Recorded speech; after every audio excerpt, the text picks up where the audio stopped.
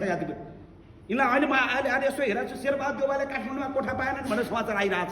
केपी ओलीले बस्ने घर पाएनन्, रमेश लेखकले घर पाएन। कस्तो हुँदो रहेछ काठमाडौँमा कोठा नपाउँदा?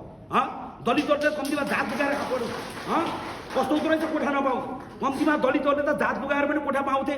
यसो ढुङ्गादार देखाएर म ठकुरी मजुर पूर्वको पश्चिममा भने पनि पाइन्थ्यो। अब यिनले मुख लुगाएर पनि कोठा पाए भयो त काठमाडौँमा। यिनले 6 अब भण्डाउ एकजना मलामी पाए भयो त यिनलाई। 4 जना बोक्ने मान्छे छन् नि छैनन् अब यिनीसँग? दलितहरूमाथि गरेको अपमानले यस्तो भएको होइन। दलितहरूमाथि गरेको यो अपमानले यो भएको होइन आजको दिनमा। यो बारेमा छलफल हुनु पर्दैन। यही मैले तपाईँलाई भन्न आएको विषय। अहिले पनि काठमाडौँ पुरै खाली छ, संसार खाली छ। यो देशले एउटा सही मार्ग निर्देश गर्न खोजिरहेको छ। यो देश सत्य बाटोमा हिँड्न खोजिरहेको छ। यो देशले एउटा सही नेतृत्वको त्यो पर्खाइमा बसिरहेको छ देशलाई। यो देशलाई माथि उठाउनु पर्ने बेला भएको छ। किन? यो देशका राष्ट्रवादी हामी हौँ।